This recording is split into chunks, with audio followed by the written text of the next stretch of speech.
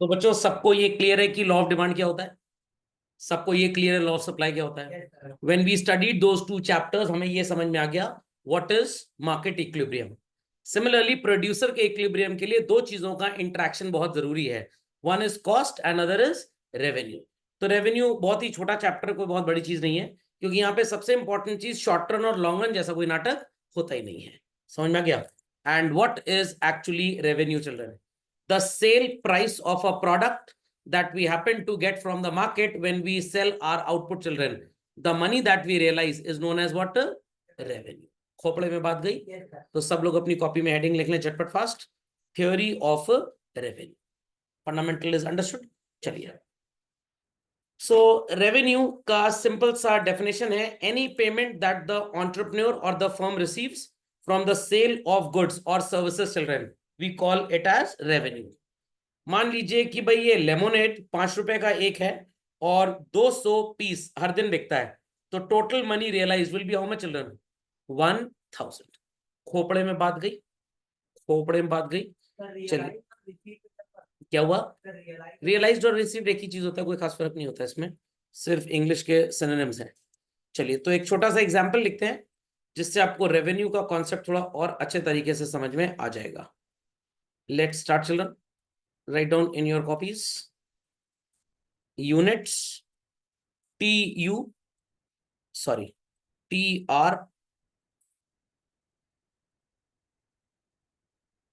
price, AR, MR. Don't assume MR as Mr. और TR as टमाटर। Units मतलब जो आउटपुट आप सेल करेंगे, प्राइस किस रेट पे से बेचेंगे, total amount realise that is total revenue, एक यूनिट कितने में बिकेगा that is average revenue, and children it is always as good as price. Change in total utility used to be marginal utility, change in total cost used to be marginal cost, change in total product used to be marginal product. Therefore children, change in total revenue shall be marginal revenue. एक चीज बहुत important आपको यहाँ पे पढ़नी है revenue पढ़ने से पहले बच्चों, अलग अलग मार्केट्स में रेवेन्यू डिफरेंट होता है। If it is a perfectly competitive market, revenue का कॉन्सेप्ट डिफरेंट है। If it is a monopoly market, revenue का कॉन्सेप्ट डिफरेंट है। मोनोपोलिस्ट है तो थोड़ा और डिफरेंट होगा, डुओपोली होगा, मोनोपोली होगा, सब में डिफरेंट होगा। तो हम जो एग्जाम्पल लेने जा रहे हैं that is in case of perfectly competitive market. तो मार्केट फॉर्म्स आप इसके बाद पढ़ेंगे, बट ये चैप्टर बेसिकली चलते साथ साथ ही हैं सब। डुओपोली और ओलिगोपोली में डिफरेंस है? हाँ यस, डुओपोली और ओलिगोपोली में डिफरेंस होता है। जब हमारे पास दो सेलर्स होते हैं तो we call it as duopoly. समझ में आ गया? फ्यू सेलर्स जब होंगे, दो चार, जैसे ऑटोमोबाइल मार्केट में हम अगर बात करें बैटरी कार्स, दो कंपनीज प्राइमरली अभी बना रही है इंडिया में, फॉर एग्जांपल लेट अस से टाटा एंड एमजी, और किसी कंपनी की बैटरी कार अभी नहीं आ रही। Hyundai की है, वो एक दो मॉडल है तो मार्केट से बाहर ही है, तो ये डुओपोली हो गया। बट अगर लग्जरी कार्स की बात करें तो it is Mercedes, BMW, Audi, तीन चार सेलर्स ही हैं, तो ये क्या हो गया? ओलिगोपोली मार्केट हो गया। ओके चलिए, तो इन case of perfectly competitive market लिखना स्टार्ट करिए, 1 2 3 4 5 एंड 6, और एक यूनिट 15 रुपीज की बिक रही है।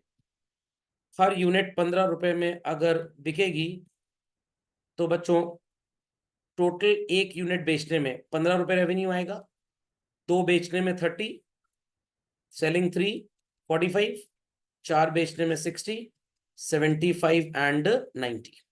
दिमाग की बत्ती जलाएं, मिनटॉस खाए बगैर और जवाब दें।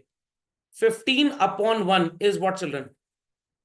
15, तुषार जी, गीतिका जी, वंश जी, आप लोग भी बोल सकते हैं। 30/2 is what children? 15। 45/3 15, 60/4 15, 75/5 is what children? 15, and 90/6 is also 15.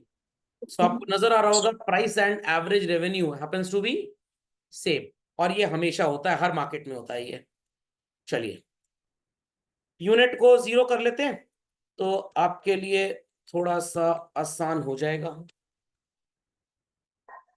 What is children 15 and 30 का डिफरेंस? आई रिपीट, 15 एंड 30 का डिफरेंस क्या आएगा? Very good. Prior to that अगर मैं पूछूं आपसे 0 एंड 15 का डिफरेंस क्या होगा? 15। 15 और 30 का difference 15। 30 and 45 15। 45 and 60 15। 60 and 75 15। 75 and 90 15। खोपड़े में बात गई, खोपड़े में बात गई। This was the example in case of perfectly competitive market. सबको समझ में आ रही है बात बच्चों? सबको बात समझ में आ रही है? चलिए, तो लगे हाथ मैं आपको इम्परफेक्टली कॉम्पिटिटिव मार्केट का भी बिहेवियर अगर बता दूं तो you will feel highly happy. Imperfectly competitive market की अगर हम बात करेंगे बच्चों, तो we shall talk about monopoly and monopolistic. इसी को हम इम्परफेक्टली कॉम्पिटिटिव मार्केट अपने एग्जाम्पल में बोलेंगे। थोड़ा सा डिफरेंस होगा, और वो क्यों होगा? थोड़ा सा आप कॉमन सेंस अगर यूज कर लेंगे तो things would be very easy. ध्यान दीजिएगा मेरी बात पे, अभी लिखिए कुछ मत, कुछ लिखने की जरूरत नहीं है। If you are a single seller in the market, monopoly आपकी, अगर आपको प्रोडक्ट बेचना है तो बच्चों किसी भी प्राइस पे बेचिए। किसी की हिम्मत है जो आपको मार्केट से आउट कर पाए? बट यही चीज एप्पल ने सोची थी। अगर एप्पल ने थोड़ी सी बेवकूफी ना की होती, खैर बाद में उन्होंने अपनी बेवकूफी को ओवरकम कर लिया, ना की होती तो दुनिया में शायद कभी एंड्रॉयड लॉन्च ही ना होता। क्योंकि एप्पल प्रोडक्ट्स इतने महंगे थे, कस्टमर को स्मार्टफोन एक्सपीरियंस देने के लिए गूगल ने सोचा कि हमें कुछ करना पड़ेगा। उन्होंने पूरा एप्पल का कॉन्सेप्ट कॉपी किया, इकोसिस्टम बनाया, सैमसंग तो बना ही चुका है पूरा उस तरह का, और उन्होंने एंड्रॉयड लॉन्च कर दिया। अमेरिकन कोर्ट्स में एप्पल वालों ने स्यू भी किया कि उन्होंने स्मार्टफोन टेक्नोलॉजी को कॉपी किया है, बट वो इस बात पे केस जीत गए कि भाई हम आपके आईओएस को थोड़ा किसी को बेचने जा रहे हैं, and there are functionality differences, चाहे तो आप चेक कर लीजिए। अब कहने को मतलब है डिफरेंसेस हैं, बट 99% जैसे आईफोन स्मार्टफोन है वैसे ही एंड्रॉयड भी स्मार्टफोन है, none the less equally capable है। प्रोसेसिंग स्पीड को अगर आप इग्नोर कर दें तो खोपड़े में बात गई कि नहीं गई? क्योंकि प्रोसेसिंग स्पीड का काम गूगल का नहीं है, वो तो स्नैपड्रैगन प्रोसेसर बनाता है, दूसरी company media take and all that बनाती हैं। एप्पल की अच्छाई यही है, वो अपने सॉफ्टवेयर के हिसाब से अपना बना लेते हैं प्रोसेसर, इसलिए वो स्पीडली काम करता है। कहने का मतलब, अगर आपके पापा ने घर बनवाया, आर्किटेक्ट हायर किया, आर्किटेक्ट अंकल को बताया उन्होंने कि भाई 4 फ्लोर की बिल्डिंग बननी है, चौथे फ्लोर पे वाटर टैंक होगा। अब वाटर टैंक का काम प्लम्बर ने किया, मोटर किसी दूसरे दुकानदार और फैक्ट्री से खरीदी गई है, हो सकता है कंपैटिबिलिटी ना आए साथ में, आई रिपीट कंपैटिबिलिटी ना आए, तो हो सकता है 2 साल बाद वाटर सप्लाई जो सबमर्सिबल था वो पानी नहीं खींच पा रहा हो, क्योंकि at the time of estimation of boring depth ठीक से एस्टिमेशन नहीं हो पाया। 150 फीट पे बोरिंग हुई, 4 साल पानी आया, वाटर टेबल नीचे चला गया। बट अगर आप एक सोसाइटी में घर लेते हैं, वो लोग इन सारी चीजों को देखते हैं और वहां कभी जनरली बहुत लॉन्ग टर्म में 25-30 साल में भी प्रॉब्लम नहीं आती। तो एप्पल का फोन इसीलिए अच्छा है क्योंकि सॉफ्टवेयर भी उनका अपना है, एज वेल एज हार्डवेयर भी सब खुद का डिजाइन है। या गूगल का एंड्रॉयड तो बहुत बढ़िया है, बट वो जो वीवो और ओप्पो कंपनियां हैं उसके हार्डवेयर पे उनका एंड्रॉयड उतना अच्छा प्रोसेस नहीं कर पाता। तो शायद इसी बात पे गूगल केस जीत गया होगा कि भाई हमने कोई कॉपी किया ही नहीं है, हमारा सिस्टम दूसरा, आपका सिस्टम दूसरा है। बात समझ में आ रही है? वंश जी समझ गए, तुषार जी, गीतिका जी समझ गए? कॉपीड ही है, बट आप उसको साबित नहीं कर पाएंगे कि वो कॉपीड है। समझ में आ गया? जैसे वन प्लस फोन है, ऑक्सीजन ओएस उसके अंदर चलता है, वो एंड्रॉइड भी नहीं है, वो उनका अपना है, बट आपको इस्तेमाल करने में कोई डिफरेंस फील आएगा ही नहीं। Logic understood well? फिर एप्पल ने बोला होगा कि भाई हम तो लाइफ टाइम अपडेट देते हैं, गूगल नहीं बोला होगा, ये तो अपने मोबाइल में लाइफ टाइम अपडेट प्रोवाइड करते रहते हैं। जिसने आईफोन 7 खरीदा था, 6 खरीदा था, 10 खरीदा था, उसके में भी iOS वही चल रहा है जो मेरे आईफोन 14 में चल रहा है या आपके आईफोन 15 में चल रहा होगा। बट क्या गूगल इतना अपडेट प्रोवाइड करता है? हार्डली 3 अपडेट या 4 अपडेट 2 साल या 4 साल, बस ऐसा ही बोलते हैं। खैर, हम एप्पल और गूगल की मार्केटिंग स्ट्रेटेजी नहीं पढ़ रहे, हम पढ़ रहे हैं मोनोपोली एंड मोनोपोलिस्टिक। पहले मोनोपोली से स्टार्ट करते हैं, वही बिहेवियर मोनोपोलिस्टिक का आपको समझना है। तो अगर एप्पल ने बेवकूफी ना की होती और इतना हाई प्राइस प्रोडक्ट ना बेचा होता, पहली बार 14 to 15 में बस ऐसा लोगों ने नोटिस किया, there is no change in price, 14 भी 79,900 का था बेस मॉडल और 15 भी उतने का है, तो शायद गूगल का एंड्रॉयड कभी मार्केट में आया ही ना होता। बाकी कंपनीज क्या सोच रही हैं, सैमसंग एंड ऑल, कि भाई 50,000 का फोन अगर बनाओगे एक पर्टिकुलर जेंट्री तो खरीदेगी, 70,000 का बनाओगे एक पर्टिकुलर जेंट्री खरीदेगी, बट अगर इतना महंगा बनाओगे तो एक दिन आपका कॉम्पिटिटर खुद ही बाजार में आ जाएगा। तो वीवो भी आ गया, ओप्पो भी आ गया, पोको आ गया, सब आ गए। तो सैमसंग ने सोचा हम दो प्लेटफॉर्म पे काम करेंगे। एक हम हाई एंड मोबाइल फोन्स बनाएंगे जो काफी महंगे होंगे, with which we'll compete with Apple products. और जो स्क्रीन होती है एमोलेड स्क्रीन सैमसंग के मोबाइल की, वो एप्पल को सप्लाई करते हैं। एप्पल स्क्रीन जो है वो सैमसंग वालों से ही परचेज करता है। ये बात बहुत कम लोगों को पता है।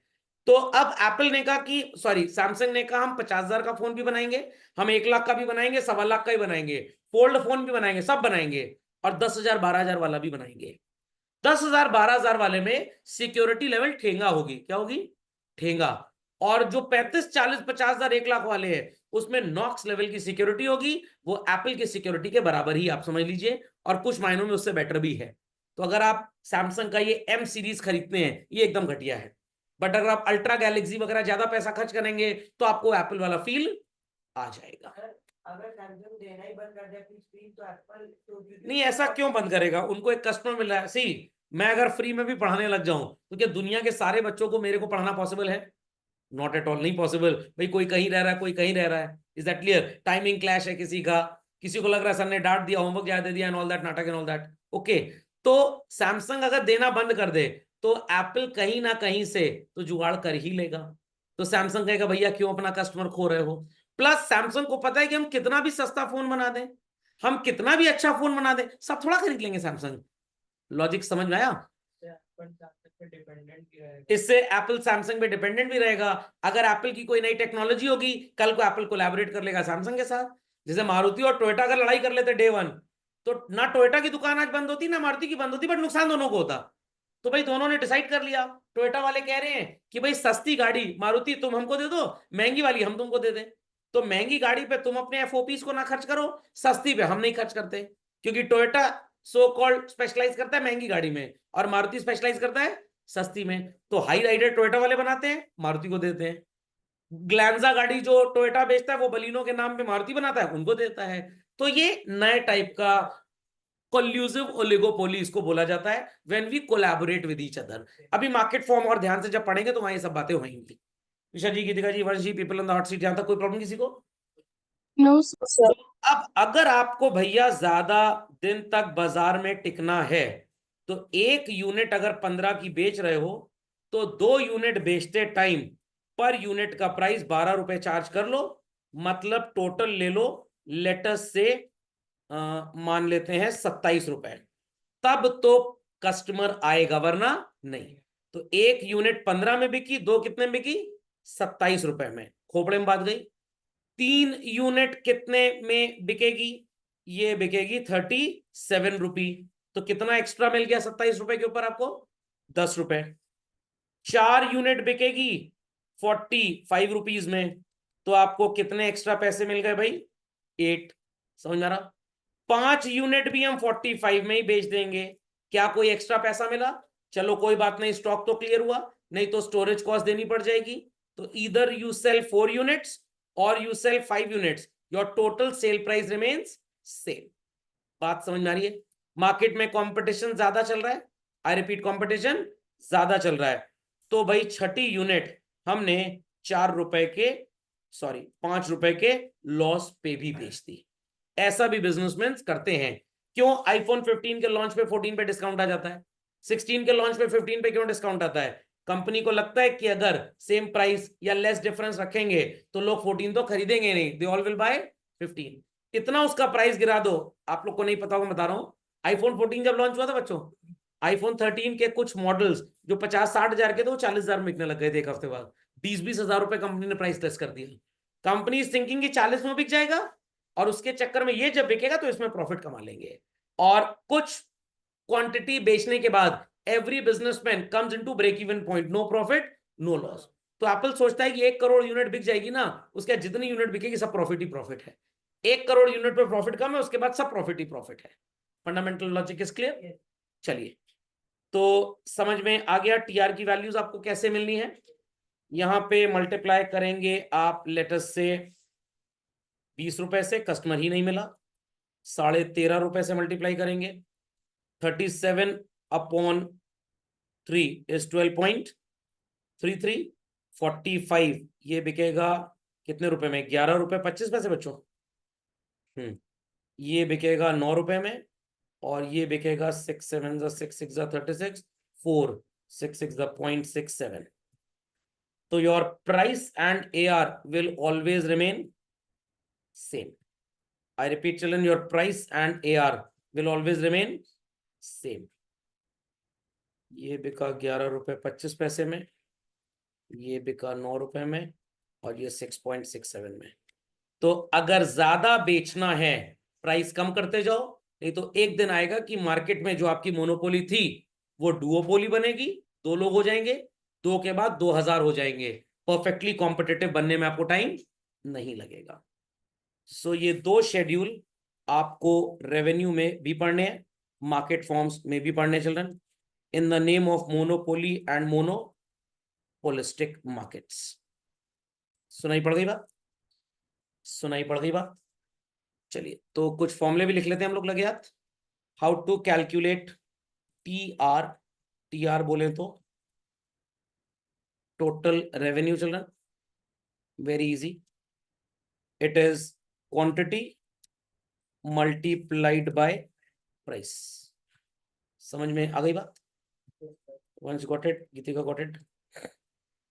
Yes, sir. Then we have AR is average revenue. How to calculate? It is total revenue divided by quantity. And children, आपका AR हमेशा कुछ भी हो जाए प्राइस के बराबर ही रहेगा। MR stands for marginal revenue. The formula कोई नया नहीं है, सब पढ़ते हुए आ रहे हैं। TRN minus TRN minus 1। एक और भी फॉर्मूला इसका आपको याद होगा शायद, delta TR divided by delta quantity. सुनाई पड़ी बात? Mark this up. Delta TR divided by delta quantity. Sir ये तो AR का भी फॉर्मूला हो सकता है। किसका? सर जैसे डेल्टा क्वांटिटी फॉर एग्जांपल 3 ले लें और डेल्टा TR हम लोग ले लें 37, तो AR वाला आ जाएगा ना डिवीजन में। चलिए, जब पढ़ेंगे, जब आएगा कंटेंट तो पता लग जाएगा कि क्या सच है क्या झूठ है। चलिए, रेडी बच्चों? 45 डिवाइडेड बाय 15 3 आ जाएगा, एंड 45 डिवाइडेड बाय 3 15 आ जाएगा, correct? What is the change in TR children here? 45 and 16 15 आया। चेंज इन टोटल रेवेन्यू और चेंज इन क्वांटिटी कितना है चिल्ड्रन? 1। तो कृषि जी कह रहे थे सर इस फॉर्मूले से आप AR भी निकाल सकते हैं, बिल्कुल, बट बच्चों सिर्फ तब निकाल सकते हैं when it is perfectly competitive market. Imperfectly competitive market में ये फॉर्मूला AR के लिए कभी भी ऑपरेट करेगा ही नहीं, बट जो मैंने लिखा है वो हर मार्केट में हमेशा ऑपरेट करेगा। इसीलिए कहते हैं पढ़ने लिखने के बाद बोले, पूरा सुनने के बाद विचार प्रकट करें। झटपट update this children. So let's continue further children. Let's continue further। 3 तरह का रेवेन्यू होता है, ऑलरेडी एक्सप्लेन्ड। टोटल रेवेन्यू का फॉर्मूला सबको समझ में आ गया? मार्जिनल रेवेन्यू भी मैंने आपको अभी भी बता दिया, कैसे कैलकुलेट होता है ये भी पता है। बस एक छोटी सी डेफिनेशन लिख लीजिए। Change in total revenue resulting from a unit, 1 unit change. ज्यादा भी हो सकता है, कम भी हो सकता है। 3 से 4 यूनिट बेच रहे हैं, the difference is marginal revenue. 4 से 3 पे वापस चले जाएं, the difference is marginal revenue. झटपट अपडेट दिस। Sir. चलिए, average revenue formula is known, just copy the text. obtained by dividing total revenue earned by total number of units sold. And the next definition, तो समझ गए तीनों definition? Question नजर आ रहा है स्क्रीन पे बच्चों? झटपट लिखिए as a part of your class work, फिर ऐसे क्वेश्चन मैं आपको होमवर्क में देता हूँ। चलिए, पहला क्वेश्चन है तो मैं आपके साथ करूंगा इसको सॉल्व, बाकी आप खुद करेंगे। 1 2 4 missing value of output could be what children 3. Average revenue और प्राइस हमेशा सेम ही होगा आपका. सो मार्जिनल रेवेन्यू कैसे कैलकुलेट होगा? इस यूनिट को आप यहां पे पहले 0 मान लीजिए बच्चों. AR कुछ भी हो ये डैश रहेगा. Total revenue is 0 and MR is dash. 0 से 7 what shall be the change? 7. दिमाग की बत्ती जलाएं मिनटॉस खाए बगैर. ये वाला TR कैसे कैलकुलेट होगा बच्चों? Adding margin value marginal revenue का फॉर्मूला क्या है बच्चों? TRN minus TRN minus 1. आपको 3 ऑलरेडी मार्जिनल रेवेन्यू दिया है. TRN अ पर्टिकुलर नंबर, इसे x मान लीजिए, minus 7. Children it is x equals to 3 plus 7. क्या आ जाएगी? 10. 10 और 12 का डिफरेंस इज व्हाट चिल्ड्रन? 2. 7 एक यूनिट का TR था तो एवरेज 7 आ गया. 10 2 यूनिट्स का TR है तो एक का एवरेज क्या होगा बच्चों? 5. अगेन इसे y मान लेते हैं. Formula is same. आपकी MR की वैल्यू -4 है बच्चों. y -12 तो it is -4 plus 12. What shall be the value children? 8 आ जाएगा. Is that clear? और अगर TR आपको MR आपको माइनस में नजर आ रहा है बच्चों, that sure it is not perfectly competitive market. क्योंकि परफेक्टली कॉम्पिटिटिव मार्केट की कैरेक्टरिस्टिक है, पढ़ेंगे आप मार्केट फॉर्म्स में, that the price remains fixed. Price change नहीं होता. ओके, आगे answers? Mahesh, Trisha, Geetika got it? People on the hot seat got it? Yes. आगे भाई. Yes, sir. Done all? समझ में आ गया टेक्निक? कॉपी कर लिया ना सबने? चलिए चलते हैं आगे बच्चों. Mark this as a part of your homework, quick and fast. चलिए लेट्स डू दिस क्वेश्चन. और बच्चे ये कंफ्यूजन में ना रहे, सर प्राइस 10 है तो हर बार 10 ही लिख लें. नोवेयर इट इज मेंशन कि ये परफेक्टली कॉम्पिटिटिव मार्केट है या इम्परफेक्टली. अगर ये लिख दें कि ये परफेक्टली कॉम्पिटिटिव है तो हर बार प्राइस में AR में आप 10 लिख सकते हैं. ठीक है, चलिए completed fast. Check. Here it is 12 children. तो TR भी आपका 12 भी आ जाएगा, AR भी 12 रहेगा. If this is 10 multiplied by 2 ये 20 हो जाएगा. 12 and 20 the difference is 8. Here it is 20, here it is 24, तो यहाँ पे कितना आ जाएगा? 4. क्लियर? यहाँ पे 0 है तो चेंज इन TR 0 कब बनता है? जब TR सेम होता है. याद आ गया? तो आ गया आंसर? ये देखा got it?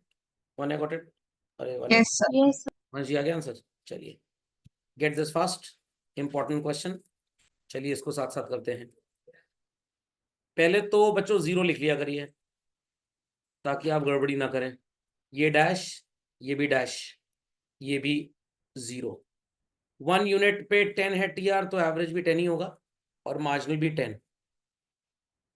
So it is 4 equals to, इसे x मान लीजिए, x माइनस 10. क्या आएगी बच्चों x की value? 4 plus 10 how much? 14. 14 divided by 2 is what? 7. Correct. Total revenue is 15. Output 3 unit का है. एवरेज क्या आ जाएगा बच्चों? 5. 14 और 15 में डिफरेंस कितना है? Very good. 15 और 14 में डिफरेंस 4 नजर आ रहा है लोगों को. 1. ये -3 है बच्चों. -3 इसको y मान लीजिए, इक्वल्स टू y -15. तो -3 प्लस 15 इक्वल्स टू y. क्या आएगी वैल्यू चलो? 12. डिफिकल्ट? अगेन सर समझ गए? कौन आ गया? ये देखा tussah got it? Yes, sir. Yes, sir. चलिए डू इट क्विकली चिल्ड्रन. पहले तो इसको रीफ्रेम करना सीखिए. आप लिखेंगे आउटपुट में 1 2 3 4 5 6 7 एंड 8. TR की वैल्यू आपको 3 के सामने कितनी दी है बच्चों? 18. और MR की वैल्यू 6 के सामने कितनी दी है? 4. और AR की वैल्यू 1 के सामने कितनी दी है 6 एंड 8 के सामने कितना है आपका AR 4 करेक्ट। चलिए so if this is 6 definitely ये भी 6 होगा। 6 से 18 there is a change of what children 12 और यहाँ पे चेंज कितना है 2 इज दैट क्लियर। तो यहाँ पे वैल्यू कितनी आ जाएगी 6 आ जाएगी। समझ में आ गई बात। 3 से 6 there is a change of 3 MR equals to delta TR upon delta Q। तो डेल्टा Q कितना हो गया आपका 3 MR कितना दिया हुआ आपको 4 तो ये वैल्यू कितनी आएगी बच्चों 12। ये 12 हो जाएगा 12 नहीं आएगा। हाँ वेरी गुड। ये कैसे 12 आएगा ये तो चेंज इन TR है। It's a change in TR। आपने ये क्वेश्चन मार्क कैलकुलेट किया ना तो चेंज इन TR कितना आ रहा है आपका 12 गॉट इट क्लियर। और ये पहले कितना दिया था 18 ये 30 हो जाएगा। समझ में आ गया नहीं समझे वंश समझ गए Geetika understood. Change Yes, in 12 sorry change in TR is 12 18 पहले था तो ये 30 हो गया। अब बच्चे कहेंगे सर प्लस ही क्यों किया आपने क्योंकि भाई ये पॉजिटिव वैल्यू है तो बढ़ रहा है ना आगे ही जाएगा। Done this. चलिए देन चिल्ड्रन AR 4 दिया है 8 यूनिट्स का तो ये कितना हो जाएगा 32 इज दैट क्लियर। अब यहाँ पे वैल्यू आप क्या लिखेंगे sir value will be 2 upon 2 1 आ जाएगा यहाँ पे। क्यों 1 आ जाएगा 6 to 8 there is a change of 2 units and 30 to 2 again it is 2 तो आपकी MR की वैल्यू क्या आएगी 1 आएगी। था धमाकेदार क्वेश्चन बट पिक्चर अभी बाकी है। यहाँ MR की वैल्यू 6 हो जाएगी 18 upon 3 is 6 30 upon 6 is 5। Very difficult था बैंकर क्वेश्चन समझ गए। अब ऐसे ही क्वेश्चन आते हैं बोर्ड एग्जाम में बच्चे कहते हैं पेपर बहुत टफ था। जब अकल लगाएंगे आपने ठीक से पढ़ाई की होगी तो कुछ टफ नहीं है आपके लिए। जुपिटर थोड़ा पेपर बन के चला आएगा। गीतिका गॉट इट वंश गॉट इट। yes, sir. चलो आगे सबके आंसर्स समझ गए। चलिए सो बच्चों टाइप ऑफ मार्केट हम अगले लेक्चर में कंटिन्यू करेंगे।